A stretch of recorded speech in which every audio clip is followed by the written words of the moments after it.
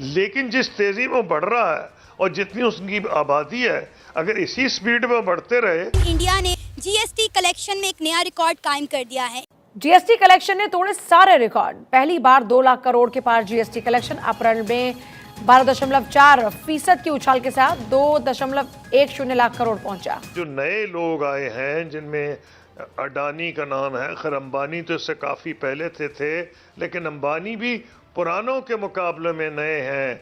बिरलाज और टाटास जो थे, ये ख़ास तौर पे वो लोग हैं, मसलन ये दोनों गुजरात से ताल्लुक़ रखते हैं। अगर हम बात करें इंडिया की, तो इंडिया में जितना लोग रेगुलरली और ईमानदारी के साथ टैक्स देते हैं, उनकी गवर्नमेंट भी उसी ईमानदारी के साथ वो टैक्स का पैसा उस मुल्क की डेवलपमेंट पर लगाती है। कि तकरीबन कल भी हम बात कर रहे थे कि 20-22 दिनों के अंदर अंदर उन्होंने दूसरा दौरा किया है सऊदी अरब का। Problem of inflation and debt trap, I call it death trap, जो को रोशन ख्याली पे मबनी हो, वो इंडिया की जो मिडिल क्लास का बहुत बड़ा सेक्शन है, अब वो प्राइम मिनिस्टर मोदी को सपोर्ट कर रहा है। इंडिया जो है उसके पास तमाम राइट इंग्रेडिएंट्स हैं जो कि किसी भी इन्वेस्टर को चाहिए होती है। पाकिस्तान जो है ये टोटली जो है करप्ट हैं और टैक्स पूरा पे नहीं करते, जिसकी वजह से पाकिस्तान डेवलपिंग बहुत पीछे है। देखिए, ये किसी भी मुल्क की जो बिजनेस पॉलिसी है, जो फॉरेन पॉलिसी है, जो इन्वेस्टमेंट पॉलिसी है, जो फाइनेंशियल पॉलिसीज हैं। हेलो फ्रेंड्स, जय हिंद। हिंदुस्तान स्पेशल में आपका स्वागत है। दोस्तों, भारतीय अर्थव्यवस्था के लिए अप्रैल महीने में बड़ी खुशखबरी आई है, जिसने भारत का खजाना भर दिया है। देश भर में goods and services tax collection ने ऐतिहासिक रिकॉर्ड बना दिया है। जीएसटी कलेक्शन पहली बार 2 लाख करोड़ रुपए से ऊपर निकल गया है, जो मजबूत आर्थिक विकास और कर जुटाने में प्रशासनिक कुशलता को दर्शाता है। रिफंड के मामले में अप्रैल का नेट जीएसटी रेवेन्यू 1.92 ट्रिलियन रुपए रहा, जो पिछले साल की समान अवधि के मुकाबले 17.1% ज्यादा है। वित्त मंत्रालय के आंकड़ों के मुताबिक अप्रैल में देश में ग्राहकों द्वारा की गई वस्तुओं और सेवाओं की खरीद बिक्री पर टैक्स कलेक्शन 2.10 लाख करोड़ रुपए रहा। इसमें केंद्र और राज्यों द्वारा लिए गए जीएसटी के आंकड़े शामिल हैं, जो सालाना आधार पर 12.4% अधिक है। आपको यहां बताने की मार्च 2024 में केंद्र सरकार ने गुड्स एंड सर्विसेज टैक्स का दूसरा सबसे बड़ा मंथली कलेक्शन 1.78 ट्रिलियन किया था। जीएसटी कलेक्शन में एक नया रिकॉर्ड कायम कर दिया है। एक टैक्स के सिस्टम ने पूरे भारत को एक कर दिया है। 2017 में इंडिया में जीएसटी लगाया गया था, एक नया सिस्टम इंट्रोड्यूस करवाया गया था, जिसका नाम था वन नेशन वन टैक्स, जिसका फायदा ये हुआ कि चीज़ों की कीमतों में कमी होगी और टैक्स का दायरा कार भी बढ़ गया। अगर हम बात करें इंडिया की, तो इंडिया में जितना लोग रेगुलरली और ईमानदारी के साथ टैक्स देते हैं, उनकी गवर्नमेंट भी उसी ईमानदारी के साथ वो टैक्स का पैसा उस मुल्क की डेवलपमेंट पर लगाती है। लेकिन जैसा कि आपने खुद ही कहा कि यहाँ पर टैक्स के निज़ाम की चोरी भी है, लोग देते भी नहीं हैं, और फिर हमें इस बात का यकीन भी नहीं है कि हमारी गवर्नमेंट उसे हम पे अप्लाई भी कर रही है तो या नहीं।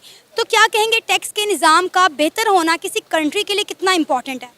देखें जी, हम हमेशा से जो चीज़ पढ़ते भी हैं और हमें इस चीज़ का शऊर भी होना चाहिए, एक घर के बजट में और एक मुल्क के बजट में दो वाज़े जो फ़र्क हैं वो ये होते हैं कि हम अपने घर के लिए जब हमने कोई चीज़ बनानी है, अपने घर के लिए हमने कोई चीज़, लेट से हमने घर की रेनोवेशन करवानी है, लेट से कोई गाड़ी ख़रीदनी है, ये दो बड़े ख़र्चे बताए हैं। बिकॉज आज भी पाकिस्तान में गाड़ी ख़रीदना और घर बनाना, ये दो बड़े ख़र्चे हैं।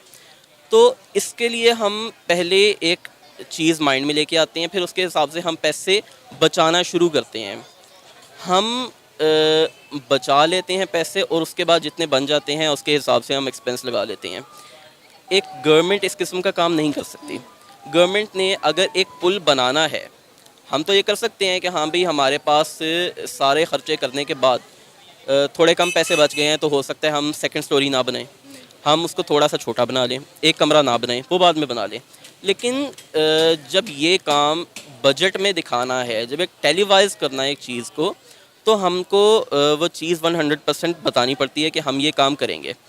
जब वो काम पूरा नहीं होता तो एक जनरल पब्लिक का बंदा है, उसका उठ के कहना बनता है कि हमारी गवर्नमेंट ने जैसा हमसे प्रॉमिस किया था वो नहीं किया।